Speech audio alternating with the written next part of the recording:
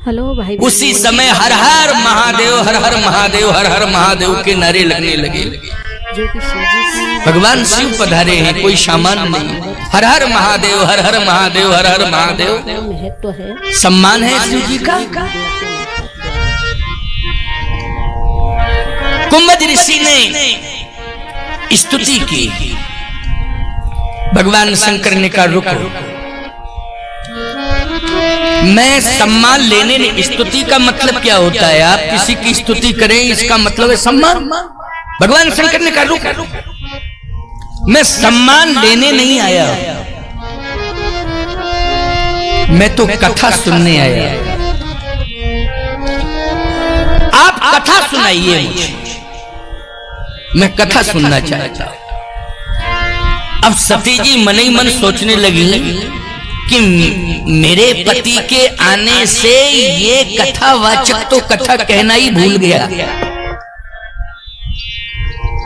क्योंकि मेरे पति का प्रभाव अब कथा क्या कहेगा। लेकिन याद रखना, कोई बलवान आ जाए तो निर्बल ये महसूस करे कि इसके आने से हम और बलवान हो गए। निर्बल को ये महसूस करना चाहिए कि इस बलवान के आने से हमारे अंदर बल आ गया है। ये महसूस नहीं होना चाहिए कि कोई बलवान आ जाए तो बलवान भी अपने को निर्बल मानने लगे। बोलो भाई, बलवान भी बलवान को देखकर अपने को निर्बल मानने लगे? ना ना ना, निर्बल भी बलवान मानने लगे। कोई धनवान आ जाए तो निर्धन अपने को धनवान समझने लगे कि बस अब मुझे विश्वास हो गया है, क्योंकि अब ये मुझे मिल गए, अब मेरा कार्य हो जाएगा। बोलो, ऐसा महसूस होना चाहिए कि नहीं होना चाहिए?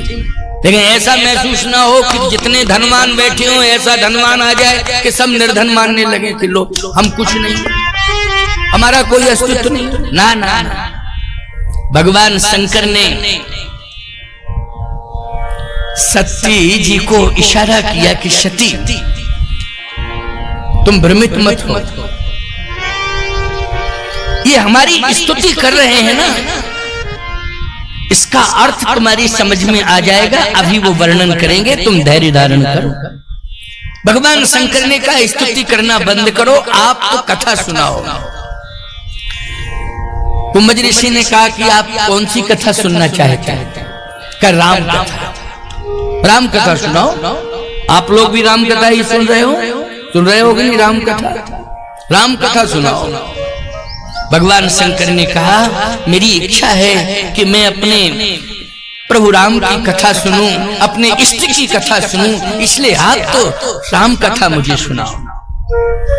राम कथा, राम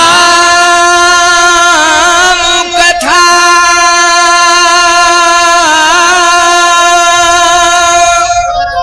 मुनिवर बखानी,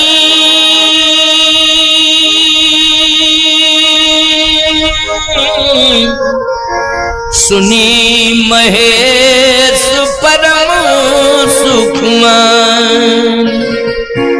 राम कथा, जैसे ही राम कथा प्रारंभ की तो सुनी महेश, परम सुख मानी।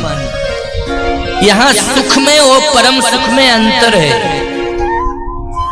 परम शब्द जहां आ जाता है वहां पूर्णता आ जाती है। क्या आ जाती है? पूर्णता। जैसे आपको सुख मिले लेकिन फिर भी आप सुख का अभाव समझो। हाँ सुख तो मिल गया लेकिन लग गया मतलब अभी अभाव है। और ऐसा सुख मिले कि अब सुख पाने की इच्छा ही ना हो। बोलो भाई, पूर्णता आ गई वहां की नहीं आ गई? पूर्णता।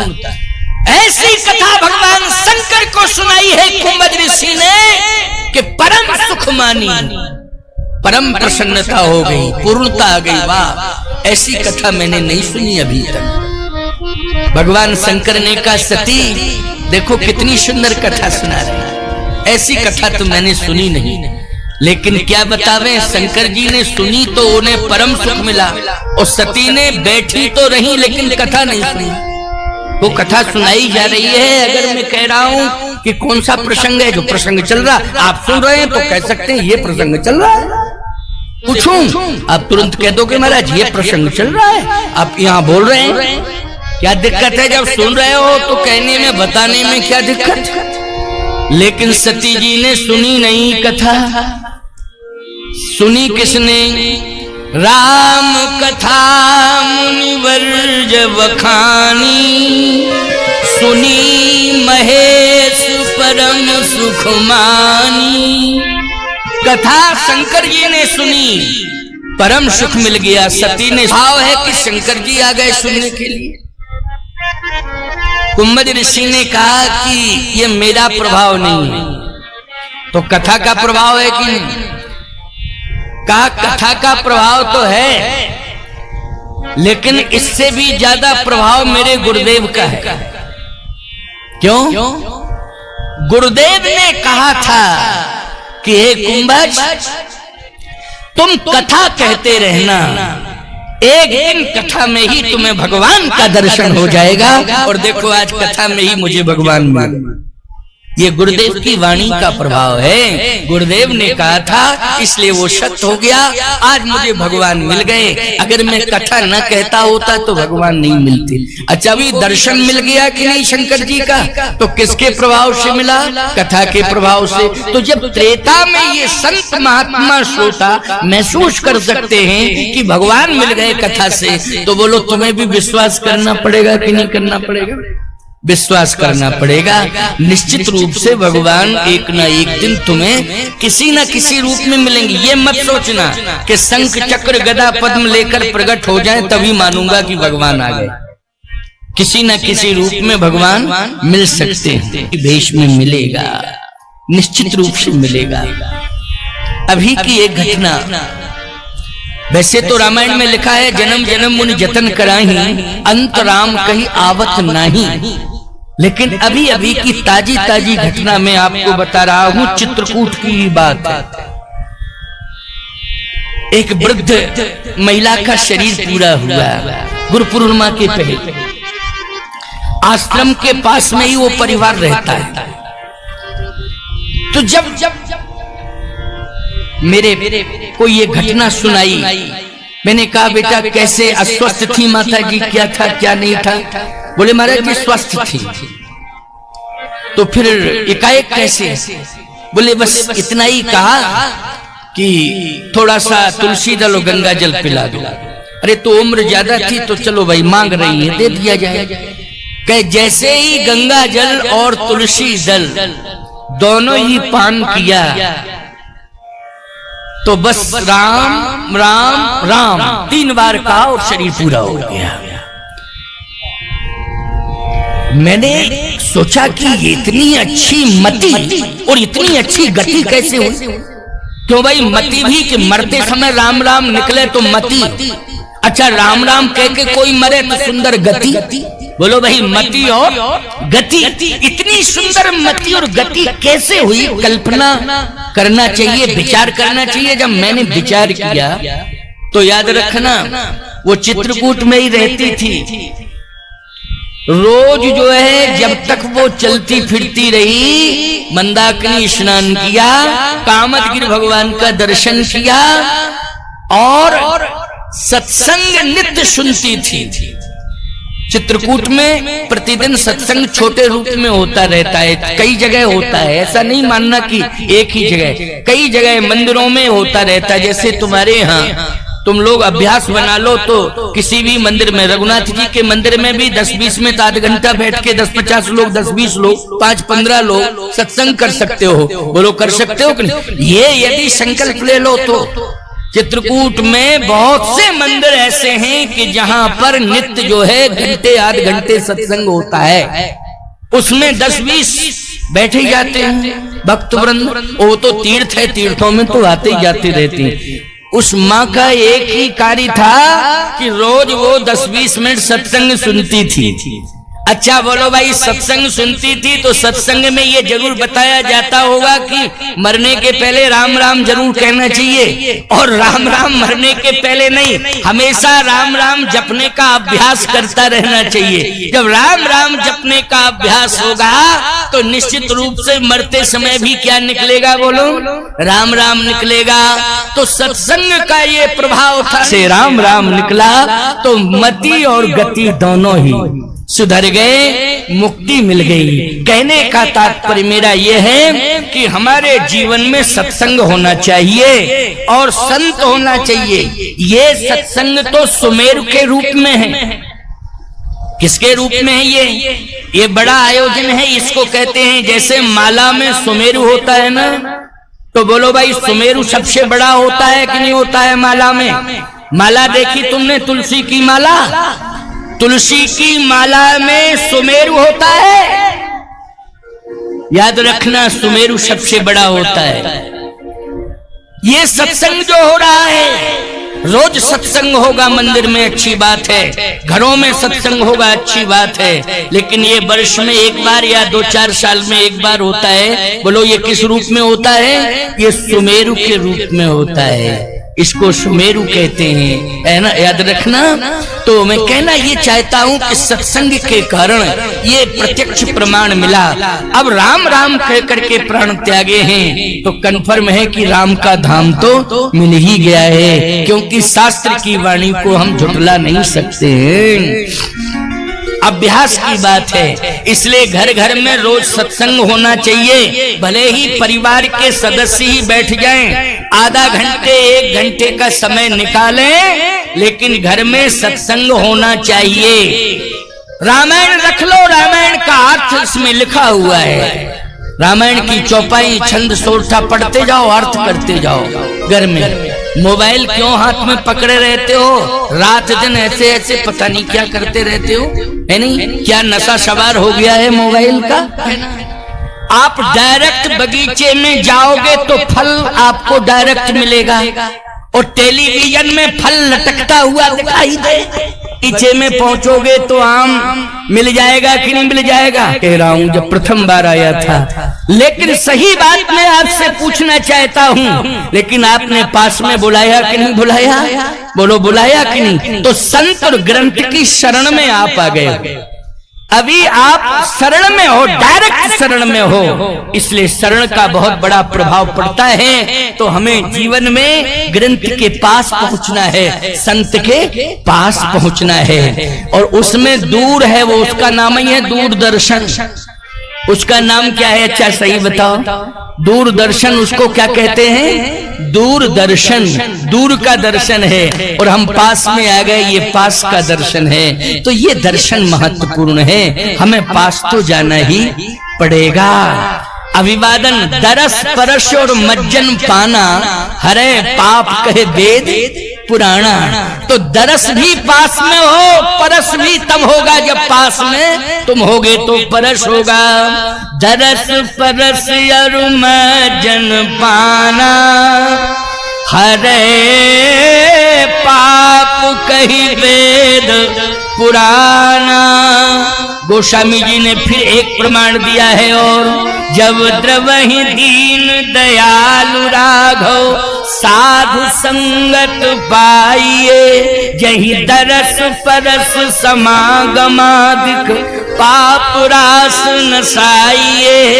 तो दरस परस समागमादिक, ये समागम हो रहा है। बोलो क्या हो रहा है? ये समागम हो रहा है, और समागम में दरस और परस दोनों का लाभ मिल रहा है, तब पाप रास नसाइए।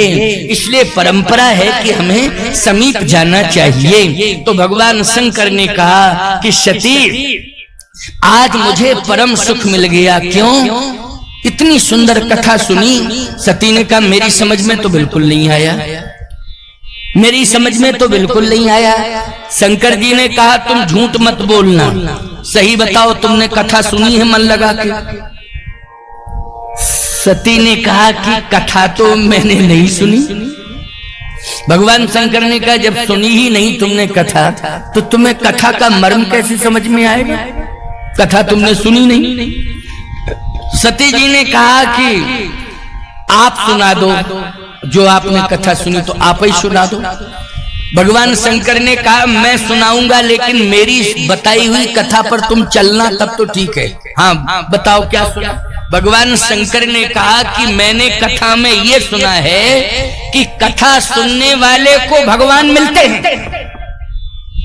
सती बोली प्रमाण तब सही मानूंगी जब हम रास्ते में जा रहे हैं मिल जाए भगवान, तो कन्फर्म माना जाएगा कि हाँ कथा सुनने से भगवान मिलते हैं।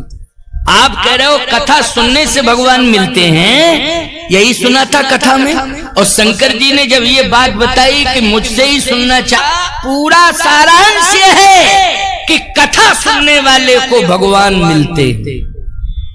सती ने कहा मिल जाए तब मानूंगी। अब कथा सुन के जा रहे हो, देखो मिलते हैं भगवान की नहीं, मिल जाए तो पक्का मान लूंगी क्या कथा सुनने से भगवान मिलते हैं। भगवान शंकर ने कहा मुझे तो विश्वास है कि कथा सुनने से सिद्ध हो जाएगा कि हाँ जो कहा। प्रार्थना की उन्होंने भगवान से कि प्रभु कम से कम मेरा वाक्य भी सत्य हो जाए और इसकी बुद्धि सत्य हो जाए। आप कृपा करके आज दर्शन दे देना। लेकिन कैसे आऊं ये बताओ, आऊं कैसे? आप चाहे जैसे आओ, मेरी पत्नी का भ्रम दूर हो जाए। आप चाहे जैसे आ जाओ, की बात को सत्य सिद्ध करने के लिए मैं आता हूं। अच्छा बोलो किसके लिए भगवान आते हैं? संतों के लिए आते हैं, और दूसरा प्रमाण देवताओं के लिए भी आते हैं। तीसरा प्रमाण है कि गौ माता की रक्षा करने के लिए आते हैं। माया गुण गोपाल, इसलिए आप संत हैं, बहुत बड़े संत हैं आप। नारी के विरह में तुम दुखी होगे, बोलो कहा था नारद जी ने। भगवान ने कहा मैं वैसी ही लीला करूंगा कि जिसमें नारी से मेरा वियोग होगा और हम दुखी होकर के खोजेंगे। तो बस भगवान वैसे ही खोजते हुए चले जाए। इधर से शंकर जी और सती जी दोनों जा रहे थे, और भगवान राम जो है भगवती श्री जानकी की खोज करते हुए आ रहे थे। आप कहो महाराज राम जी का जन्म तो बाद में होगा, ये पहले कैसे आ गए? सीता का हरण तो जब जन्म होगा, विवाह होगा, वन गमन होगा, तब हरण होगा। लेकिन ये प्रसंग कैसा अटपटा है कि अभी तो जन्म ही नहीं हुआ है, विवाह नहीं हुआ है, न वन हुआ, पे हरण एकदम हो गया डायरेक्ट। कल्प भेद, प्रत्येक कल्प में लीलाएं भगवान की वही होती हैं। कल्प कल्प प्रति प्रभु अवतरहि, और चारु चरित में रामलीला कराओगे और उसमें अगर वन लीला भगवान, ये हुआ था त्रेता में, लेकिन ये कलयुग में कहां से होने लगा? याद रखना ये भगवान की लीला है। क्या है? लीला है, आपको दिखाई जा रही है। कोई भी भाग दिखाया जा सकता है। तो धनुष यज्ञ की लीला में अब आपको न जन्म हुआ राम जी का विवाह डायरेक्ट कैसे हो गया? अरे वो है, इसलिए राम सदा सेवक रुचि राखी, वेद पुराण संत सुर साखी। भगवान ने अपने भक्तों की रुचि को रखा है, इसलिए शंकर जी की रुचि के कारण ये लीला हो रही है। भगवान सीता शोधकार करते हुए चले आ रहे हैं, लक्ष्मण जी साथ में हैं, सीता जी की खोज कर रहे हैं। सती जी ने कहा किसको कर रहे हो दंडक? बोले मिल गया भगवान, भगवान मिल गया। कथा सुनने से यही तो फल मिलता है कि भगवान मिलते हैं। देखो भगवान मिल गया। सती जी ने माथा पकड़ लिया, कह लगता है कथा का रिएक्शन हो गया, दिमाग खराब और कर दिया कथा ने।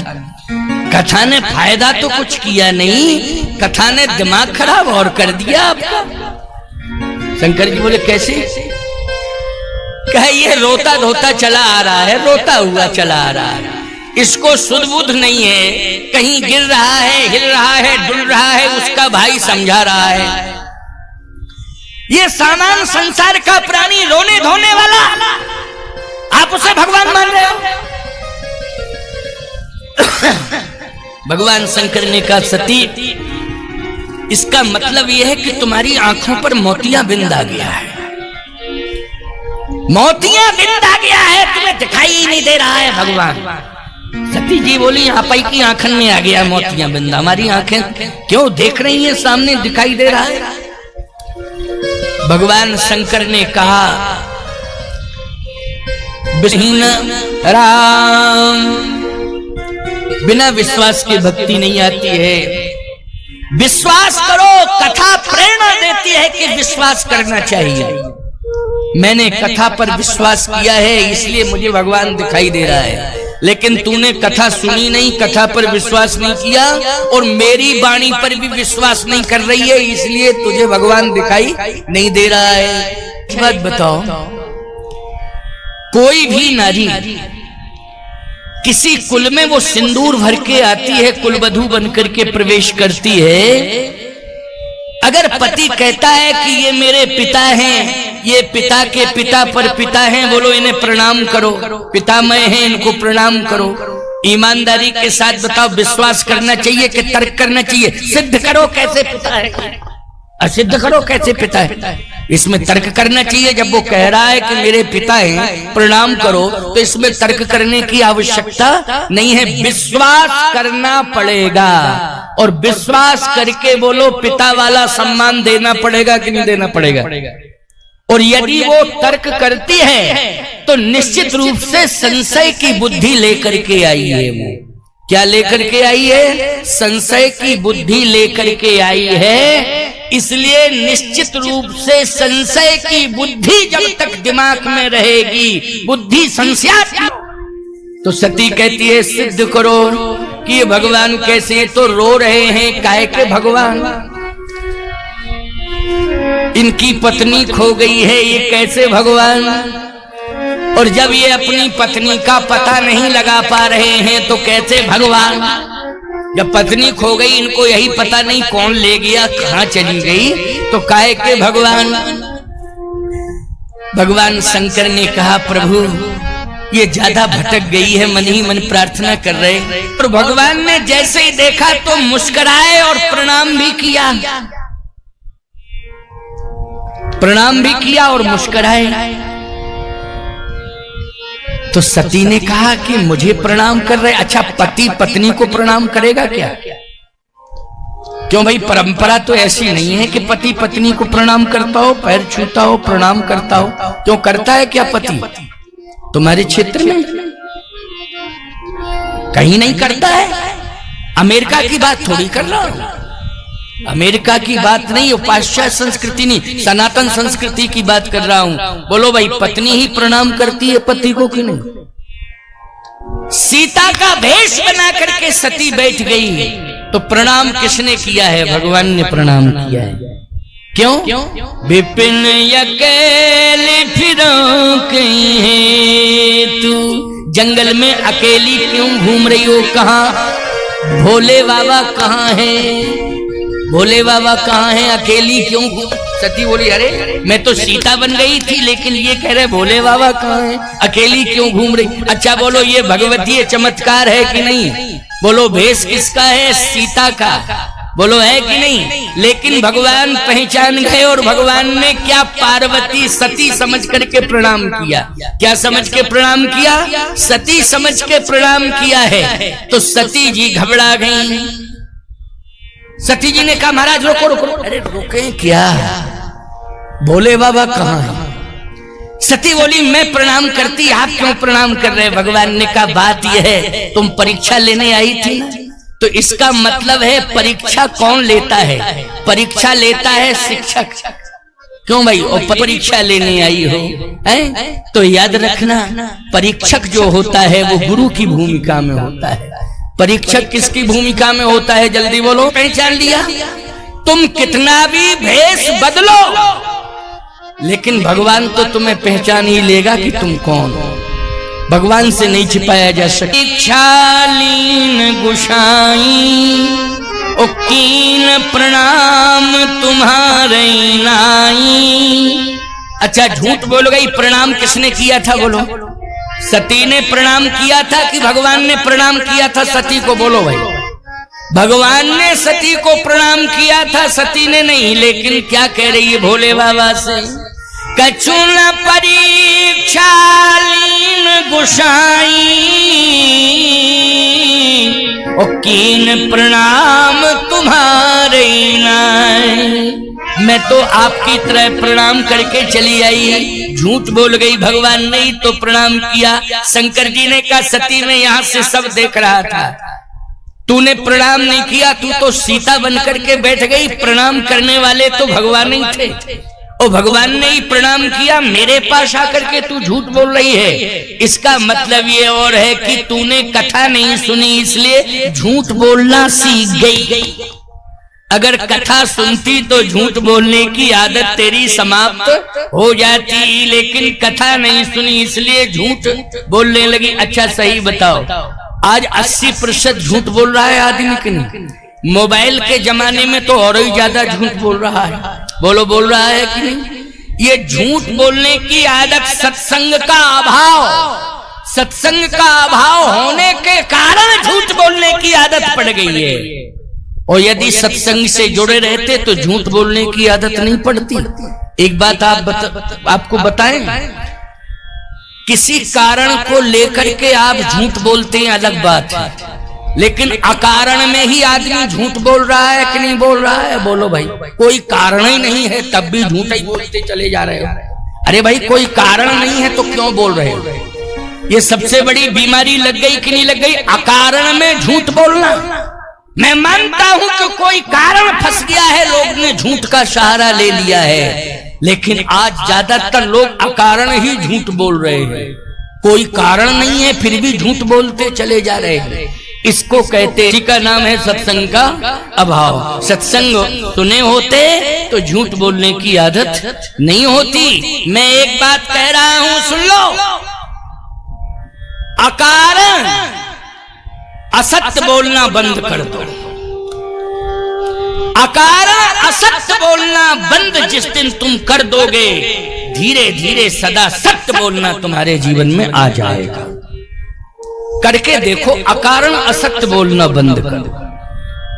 अकारण का असत्य ये बहुत खतरा पैदा कर रहा है। भगवान शंकर ने कहा सती